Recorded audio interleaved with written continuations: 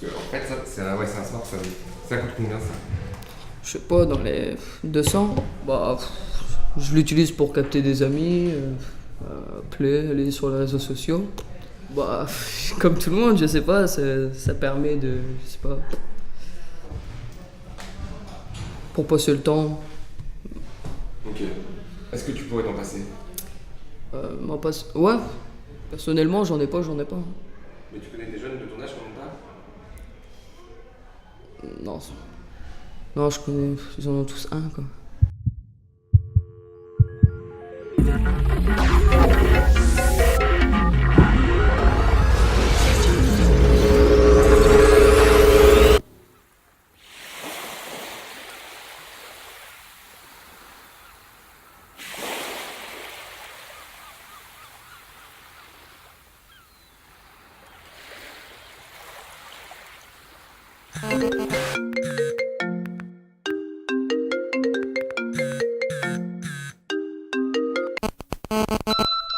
Mais vous avez vraiment pas de portable? Ah non, j'ai vraiment pas de portable. Comment est-ce possible aujourd'hui? Eh ben, c'est tout à fait possible, parce que des téléphones, il y en a quand même partout. J'en ai 2 à la maison.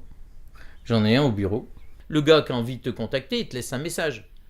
Ou s'il te laisse pas de message, c'était pas intéressant ou c'était pas urgent. Mais marginal, non, moi je suis pas marginal, je suis pas hors du monde, quoi. J'ai un boulot, je suis dans plein d'assos.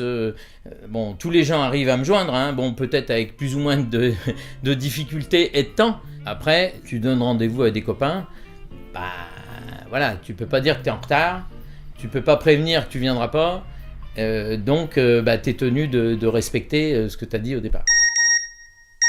Oui, je trouve ça chiant quand tu parles à quelqu'un et qu'il n'est pas complètement là. Parce qu'il est sollicité, il a vu vibrer, il a entendu vibrer ou il a vu. On peut plus se mettre en immersion. T'as des gens, ils sont sur la brèche tout le temps. D'ailleurs, les parents, ils sont en guerre contre leurs enfants parce que leurs enfants, ils sont sur les portables, ils dorment avec. Enfin, je veux dire, ils l'ont à côté et les biorhythmes, ils sont cassés.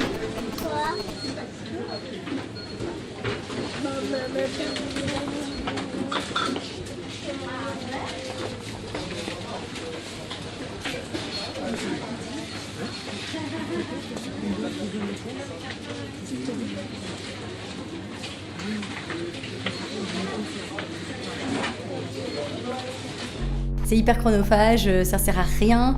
J'ai l'impression de perdre énormément de temps sur mon téléphone. S'il n'y a plus de batterie, ça va pas, je remonte chercher un chargeur, je cherche une prise là où je suis. Alors si on répond pas tout de suite, on se fait insulter.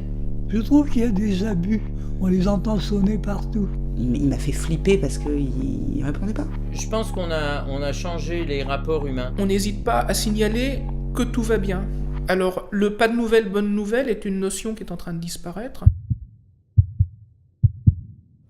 Moi, quand je suis chez moi, on peut me joindre. Quand je suis pas chez moi, on peut me joindre, puisque j'ai un répondeur. Puis si on n'arrive pas à me joindre, c'est pas un souci, ce sera plus tard. Enfin, toi, c'est par rapport au temps. On a complètement transformé le rapport au temps.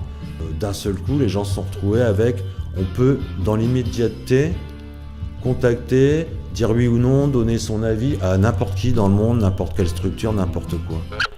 Comme tu peux le constater, je ne suis pas là.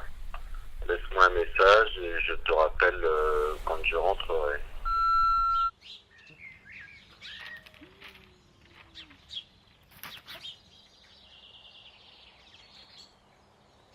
Ce que je redoute aujourd'hui, c'est que le portable devienne tellement incontournable que ça m'oblige à y aller. La société, elle crée une espèce d'entonnoir où elle t'impose des choix technologiques. Elle t'impose.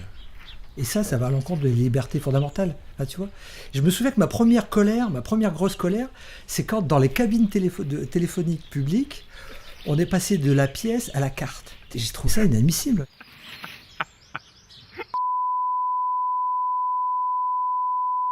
Des fois, dans ma tête, je pense et je me dis, si par exemple, il n'y a pas de téléphone ici, je veux comment pour parler avec ma famille? Heureusement que j'ai mon téléphone, je parlais des fois aussi caméra avec ma mère et tout. Là, c'est mon frère avec ses potes. Si par exemple, il n'y a pas de téléphone, on ne peut pas le voir. Vous voyez?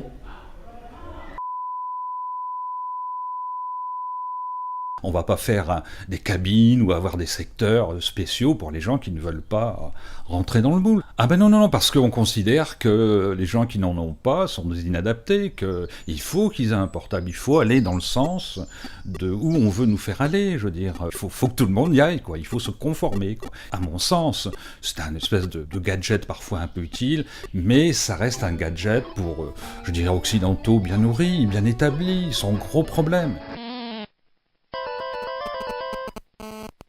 Quand on parle des réfugiés ou des gens qui sont dans des difficultés, ça peut être vraiment un instrument de survie. Je suis allée à l'hôpital et c'est grâce au téléphone qu'on a pu converser avec le médecin. Que la gamine a pu nous expliquer, elle a un traducteur dans son téléphone. Et là tu te dis, yes, super, on a un moyen de communiquer. Les copains, ils me disent toujours, mais Fred, t'as un portable, tu peux le déconnecter, quoi, sans problème. Je dis, ouais, ça c'est sûr, c'est un outil... il est censé faire ce que toi tu décides qu'il va faire pour toi. Mais je leur dis toujours, et vous faites comment, quoi? Ah bah non, nous on le laisse toujours connecté. Il y a quand même une pression quand même qui fait que c'est mieux de l'avoir quand même tout le temps allumé, quoi. On te culpabilise, quoi. Et puis t'as mis 2 jours pour me répondre.